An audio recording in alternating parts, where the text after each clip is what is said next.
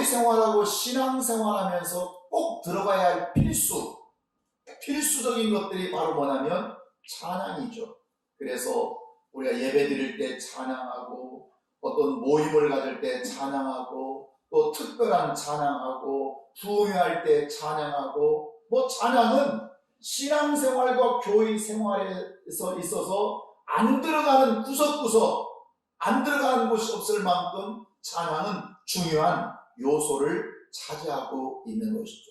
자, 그러다 보니 우리가 많은 사람들이 찬양을 부르기는 부르지만 찬양이 도대체 무엇인지, 왜 하는 것인지, 어떻게 해야 되는 것인지, 찬양을 어떻게 해야 하나님께 영광이 나타나는 것인지, 하나님께 영광을 나타날 때 하나님은 어떤 축복을 주시는지, 이런 내용들을 모르고, 이런 진리를 모르고 막연하게 그냥 군중의 분위기와 함께 우리가 찬양하는 경우가 얼마나 많이 있습니다. 오늘 이런 것들이 여러분 믿음 안에서, 진리 안에서 정리되기를 주의 이름으로 축원합니다.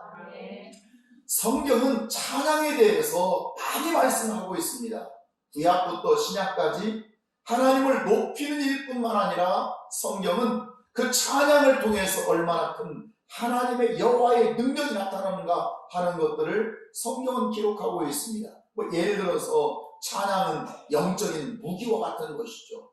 찬양은 우리가 신앙생활하면서 내 안에 큰 무기를 지닌 것 같은 거예요.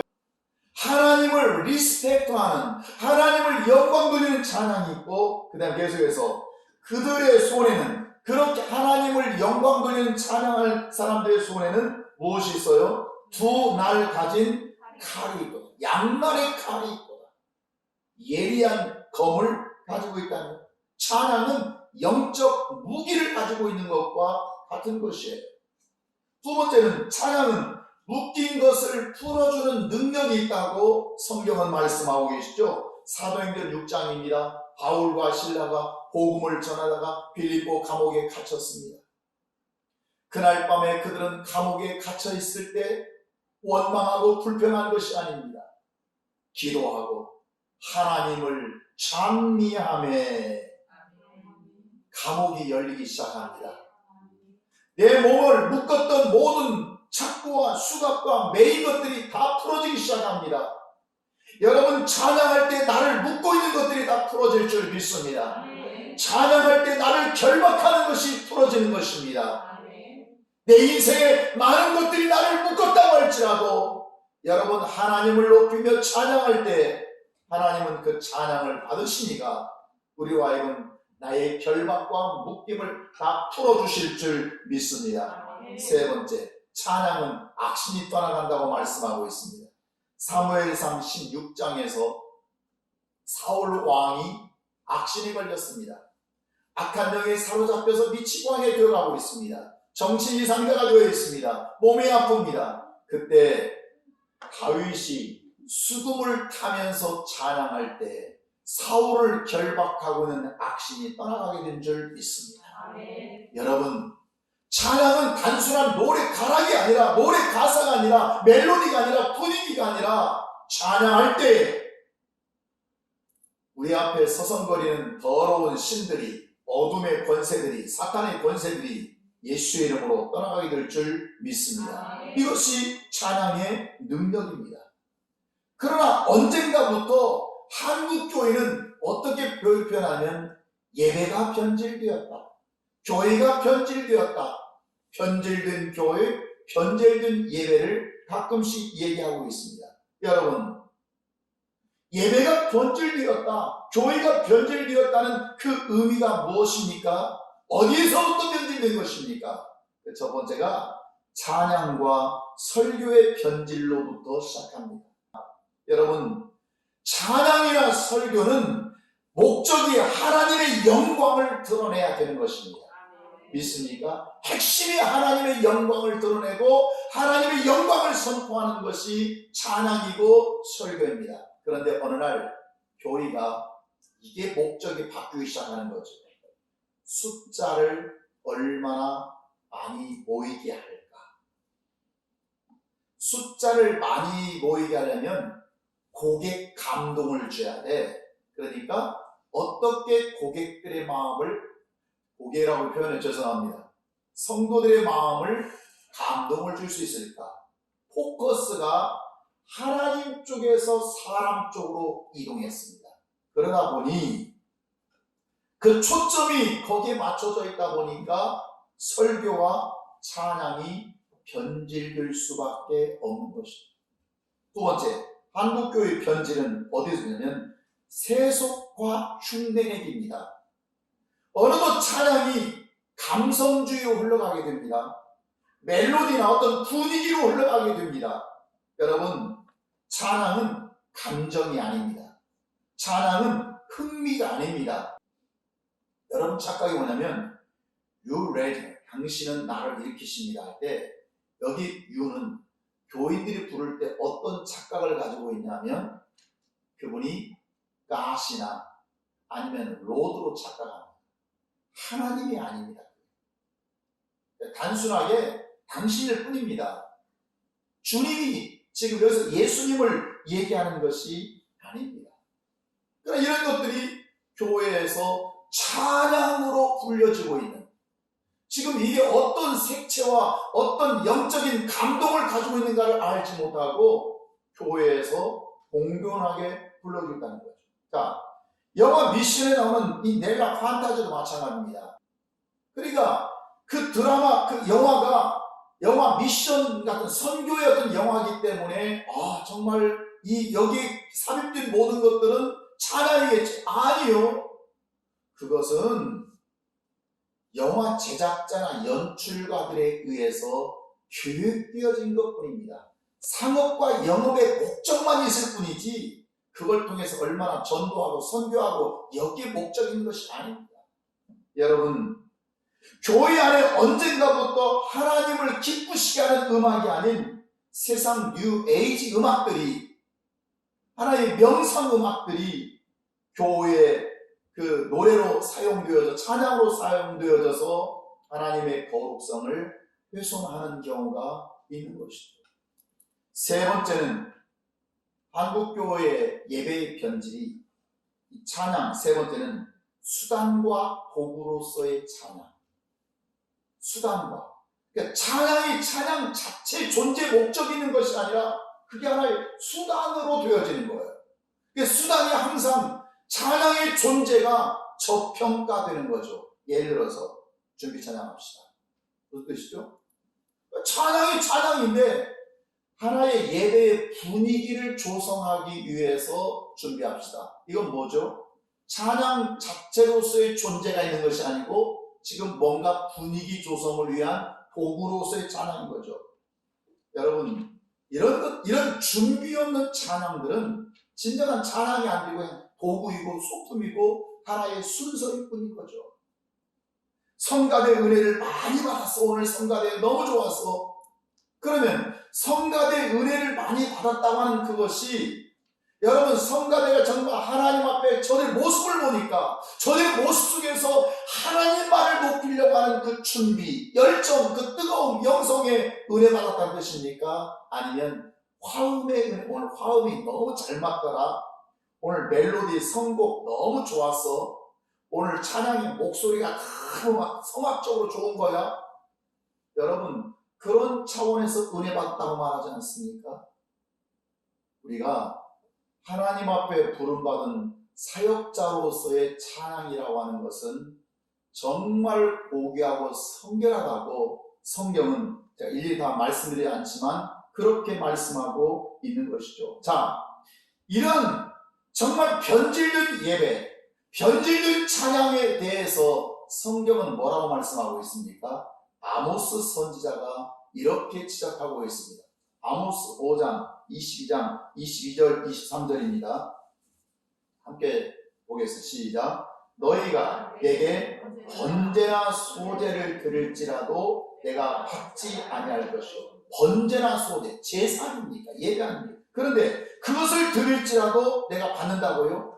당연히 받으셔야 하나님께서 나 싫어 안 받을 거야.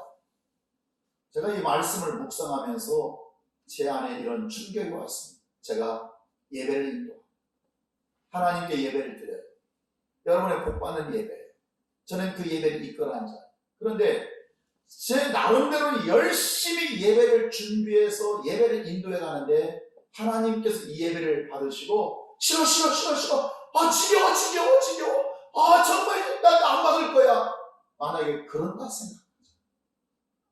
세상에 이런 충격적인 일이 있을 수 있습니다. 우리 교회가 예배를 드리고 제가 그 예배를 집리해 갈 때 하나님께서 좋다, 감사하다, 너를 통해서 내가 영광이 되고 쉼의 교회를 통해서 영광이 나타나. 내가 받으마. 근데 싫어 제발 싫어 그런 것 좀 그런 짓 좀 하지 마. 주님이 그러실 수 있습니다.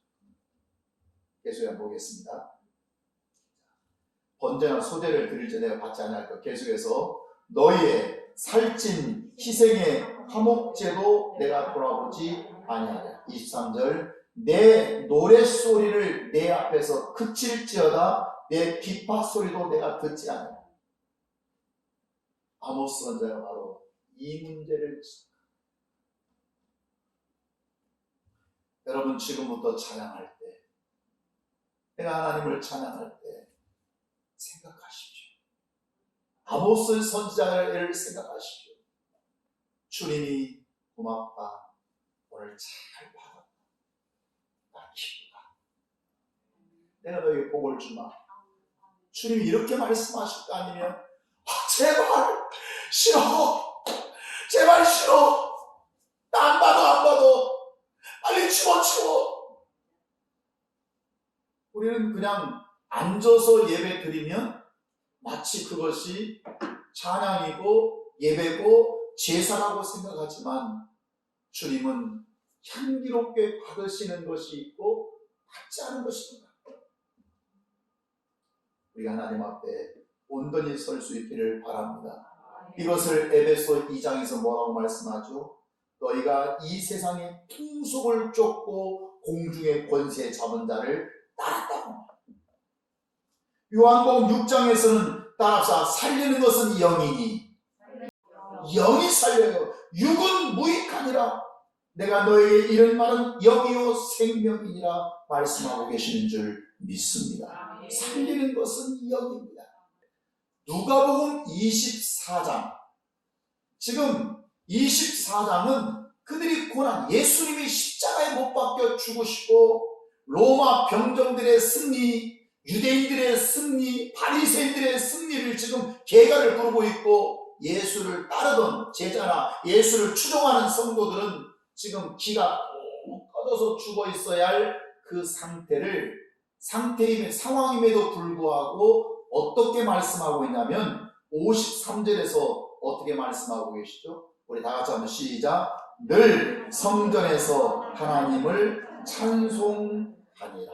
어떻게 하나님의 성전에서 하나님을 찬송하는 삶을 살 수 있었겠나? 여기는 세 가지 중요한 핵심이 있었습니다. 첫 번째, 진리를 깨달았기 때문에 마음을 열어주셔서 성경을 깨닫게 하십니다. 구약의 율법의 선지자의 글들을 깨닫게 해주셨어요. 뭘 깨달았어요? 그리스도가 고난을 받았지만 죽은 자 가운데서 다시 살아날 것, 이걸 깨달은 거예요. 그들에게 얼마나 큰 소망이, 주님이 다시 부활하신다고 하는 이 소망.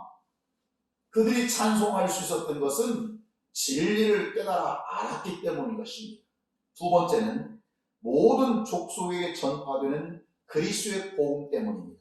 주님의 뜻이 예수의 이름으로 저들을 죄 사함을 받게 하고 이 복음이 예루살렘에서부터 시작해서 땅 끝까지 전파되게 하는 것이 주님의 뜻이었습니다.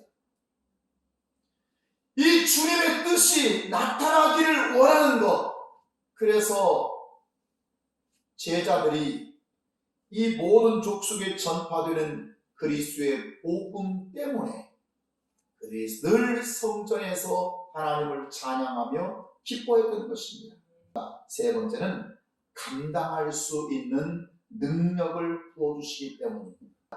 위에서 그 능력이 입혀지게 되니까 이제는 더 이상 예루살렘이 두렵지 않습니다. 그들의 핍박이 무섭지 않습니다. 이제는 두려워서 떨고 숨어야 할 필요가 없는 것입니다. 그래서 능력으로 입혀질 때까지 이 성에 머물라. 그런데 그들은 어디로 갔다고요? 예루살렘을 떠난 게 아니고 그 예루살렘으로 다시 갑니다. 무슨 말이냐면 핍박의 자리로 다시 들어갑니다. 환영받지 못하는 자리로 그냥 들어갑니다. 두려움의 자리로 들어갑니다. 뭘 받으니까? 위로부터 능력으로 입혀지게 됩니다. 이 하나님을 찬송할 때 드디어 사도행전의 시대가 열리게 되는 것입니다. 사도행전의 역사, 사도행전의 강력한 성령의 불이 임해서 그들로 하여금 새로운 부흥의 역사를 일으키고 복음이 증거되고 오늘날의 복음의 역사를 이 민족에까지 만들게 되는 것입니다. 모든 신앙생활의 최고봉, 신앙생활의 극치, 주의 신앙생활의 마지막 클라이막스가 바로 찬양으로 영광이 나타나는 것입니다. 정말 영적인 찬양, 신앙의 고백적인 찬양, 이 뜨거운 찬양이 우리 안에서 회복된다면 그때 마귀는 물러갈 것입니다. 어둠의 권세, 내 인생에 염려하고 근심하고 걱정하는 많은 것들이 예수의 이름으로 찬양 앞에서 떠나갈 줄 믿습니다.